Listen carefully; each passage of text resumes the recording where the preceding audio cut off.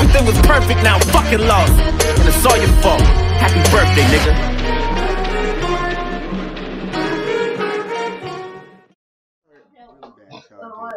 And my father had a bad childhood, and I had a bad childhood, but I love my childhood. Even though it was bad, I love it. Before Tupac would release 5 studio albums, 44 singles, 10 compilation albums, and film 50 music videos.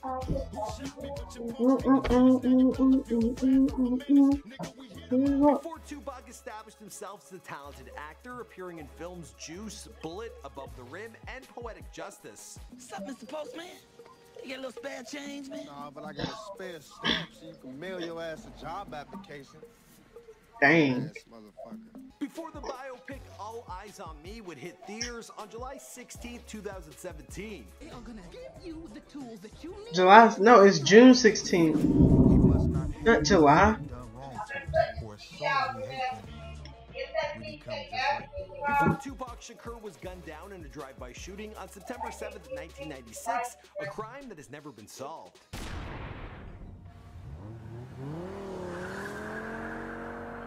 Within seconds, Tupac was shot in the chest, pelvis, thigh, and hand. Tupac's life story is truly a remarkable one, and there are plenty of reasons why he's one of music's greatest artists and still prevalent today, nearly 20 years after his passing.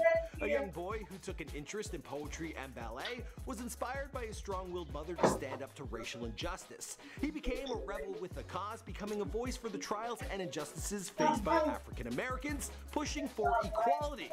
So let's take a deeper look at his life story. What's going on, fam? My name is Michael McCracken, documenting the life and career of Tupac Shakur prior to his timely death here for you on Before They're Gone. Now this is an updated video, and I think this is the one we've jam-packed the most information into. It took us a whole lot of time to put together. If you enjoy it, feel free to leave your condolences in the comments down below.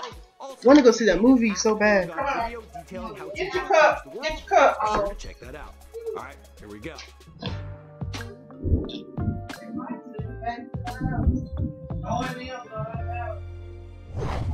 My mother was a Black Panther. My father was a hustler, street hustler, you know. How did they get together is beyond me. Tupac Shakur was born Lassane Parish Crooks on June 16, 1971 in East Harlem, Manhattan, New York City, New York. The son of Black Panther activist and high school dropout Afeni Shakur, Afeni being the daughter of a North Carolina housemate. During her pregnancy with baby Tupac, Afeni was actually in jail on harming charges, and he was born 1 month and 3 days after she had been acquitted of all charges, which included conspiracy against the United States government and New York landmarks. For real. She was successful in defending herself in court, displaying her intellect and prowess in public speaking. And you know what they said? Well, the apple doesn't fall far from the tree. I was given the responsibility before I wanted it, and so now I can't really differentiate what great responsibility is because I've had it for so long. She taught me how to be ready for it. Tupac has a stepbrother, Mopreme Shakur, 2 years his senior. His parents lost contact when Tupac was 5, and he would have no contact with his biological father, Billy Garland, until he was 23. He actually grew up thinking that his father had died. His mother's next partner was another Black Panther activist by the name of Mutala Shakur, who is the father of Tupac's half-sister, Sakia. He's also the man responsible for Tupac's surname, Shakur. Unfortunately, it would be only a few short years before Mutula would soon exit the picture as well, probably because he was on FBI's 10 most wanted list starting in 1982. It wasn't easy for me not to be with him. It wasn't easy for me to give up my life for this struggle. Tupac's birth name of Lassane was abandoned by his mother early on, and she took to calling her boy Tupac after the South American revolutionary Tupac Amaru, who led the indigenous revolt against Spanish rule. This revolutionary would eventually be executed by his oppressors. The name Tupac Amaru means shining serpent in Arabic, and Shakur means thankful to God. But what does the name mean to Tupac? Let's take a look. That's my reminder to never compromise myself and never quit. There's no such thing as the truth while people ain't free, regardless of who it is. Tupac had a difficult childhood, moving frequently around the New York City boroughs of Brooklyn and the Bronx, often staying in shelters. I got suspended from school right here, then I ran away. I got in the train with the 42. He received an early education in radical politics from his mother. Throughout his youth, he also explored acting and became a member of the 127th Street Ensemble, a Harlem-based theater company, and he was cast as Travis Younger, a character in the play A Raisin in the Sun, which was performed at the Apollo Theater.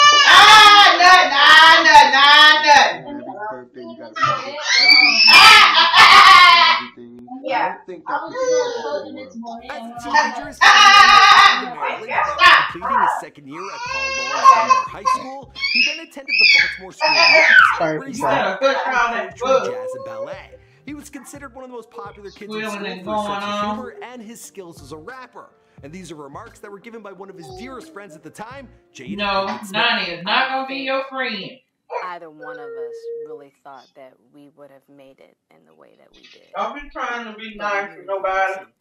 Tupac and his family would relocate once again Ain't to nobody falling Marin for that, City in California, where he attended Tamalpais High School, which is in nearby Mill Valley, and it was there that he filmed this very intimate interview. My name is Tupac Shakur, and I attend Tamalpais High School, and I'm 17 years old. It was in California where his strong mother succumbed to an addiction to crack cocaine, which had become an epidemic throughout the nation. She would buy her drug off the same street corners that her son would sell it for pocket money.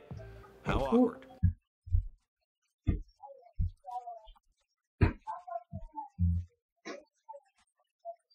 Now in the late 1980s, Tupac was gaining more notoriety for his talents than for his bad behavior.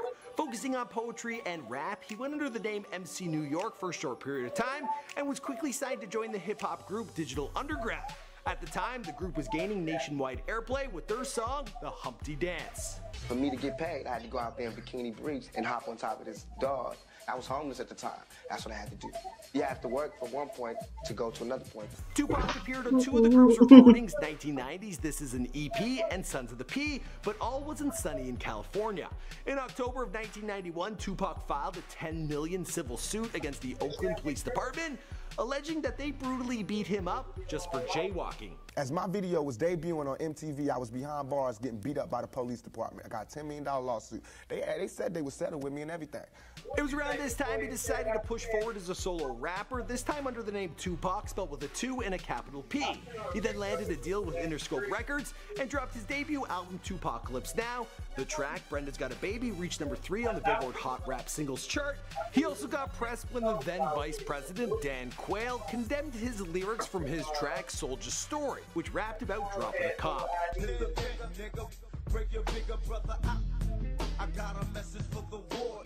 Coming for your ass as fast as Flash Gordon. I made a misstatement, and I stand by all my misstatements. It was Tupac's second album, Strictly For My N-I-G-G-A-Z, that crossed over to the pop charts with singles I Get Around and Keep Your Head Up. I know you're fed up, ladies, but keep your head up.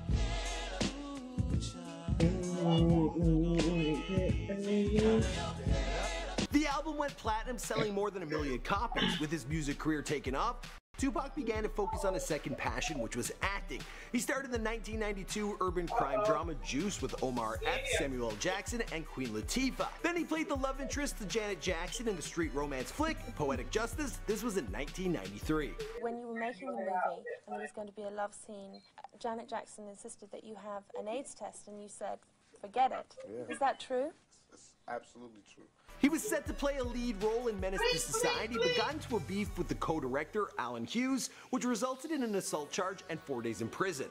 In 1994, he played a drug dealer in the basketball drama Above the Rim. He also auditioned for the role of Bubba in Forrest Gump, but sadly, he didn't get that part. Sorry I had to fight in the middle of your Black Panther party. He would later audition for the role of Mace Windu in the Star Wars prequels, but this would be a role he was unable to take due to his untimely passing. Despite all this success, Tupac's name was becoming synonymous with gang violence. There was a fight in Marin City where his gun was dropped and then discharged, leading to the death of a 6-year-old boy. Then in 1993, he was involved in an altercation in Atlanta, which resulted in 2 off-duty drunk cops being shot. Then Tupac fell on the other side of violence, getting shot 5 times in the lobby of a recording studio during a mugging by 2 men. An attack Tupac was certain, Bad Boy Records had some play. The rapper was critically wounded in a hail of bullets outside a New York City recording studio. Now you would think that this would create some sympathy for Tupac, but in mainstream media, his name was associated with negative news and headlines. For example, there was a Texas youth who shot a state trooper, and his explanation was that he had been influenced by Tupacalypse Now. In the summer of 1994, Tupac bumped into Keisha Morris at a New York City nightclub. The two hit it off and exchanged numbers, but their courtship was put on hold while Tupac was on trial for 18 different charges. In the end, he was sentenced to 1.5 to 4.5 years in prison for sexual assault. I just had to listen to the prosecution's closing argument, and it was just so far from the truth that it really just has me drained at the end of the day. While incarcerated, Tupac was heavily influenced by the written works of Shakespeare and Niccolo Machiavelli. He also got married to Keisha Morris, but this union would be annulled 10 months later. He dropped Me Against the World in 1995 while in prison, which hit #1 on the Billboard 200, making Tupac the first artist to accomplish this feat while serving a prison sentence. While in prison, he was always visited by Suge Knight on numerous occasions. Suge offered to post the $1.3 million bail Tupac needed to be released, pending his appeal, under one condition, that Tupac signed on to Death Row Records. Tupac agreed and was released in October of 1995. You believe in God? Certainly. Believe in Death Row East. Believe in that, for real. That's it right there. But if you believe in God, believe in Death Row East. In 1996, he released his double-length album, All Eyes on Me, this time working with Dr. Dre and Death Row Records. Off this album, we got the classic California Love, which went on to #1 on the Billboard Hot 100. By the end of 1996, the album had sold 5 million copies and had been certified 5 times double platinum and eventually would become diamond certified. This was a busy year for Tupac, and he continued acting, starring opposite Mickey Rourke in Bullet. Eye for an eye, motherfucker. But you already knew that, huh, Bullet? He also put his money to good use, sponsoring South Central sports teams, at-risk youth centers, and setting up a telephone helpline for troubled youth. On top of this, the feud between East Coast and West Coast was reaching a tipping point. Tupac, along with Outlaw Immortals, released the diss track Hit 'Em Up, with a lyrical assault on Biggie and Bad Boy. In the track, Tupac claimed to have had sex with Faith Evans, Biggie's wife at the time. You claim to be a player, but I fucked your wife. We bust some bad boys, niggas fuck for life. On September 7th, 1996, Tupac, along with Suge Knight, they attended a Mike Tyson boxing match in Las Vegas at the MGM. Here's the final footage captured of Tupac. And within hours, Later that night, he was shot in the chest, pelvis, and thigh in a drive-by shooting. He died 6 days later on September 13th, 1996. The killer was never caught. One of the rounds went into Shakur's right lung, and he died of internal bleeding. Machiavelli, the Don Killuminati 7-Day Theory, was released due to his tragic passing and became another hit for the artist, this time from beyond the grave. The artist's legacy still lives on through his music, with many who still believe he's alive today. If you want to continue with this story, we've made a video titled After They Were Gone, documenting the ways in which Tupac has changed the world. Be sure to check that out. Also subscribe to this channel. And let us know what you think of this update down below. Also let us know what you think about the movie. Yeah. Alright, I think that's everything. Water. Thank you for watching, guys. Yeah. Please subscribe, like, and comment. Misrepresented during Tupac's relationship in that movie. See you guys, and bye.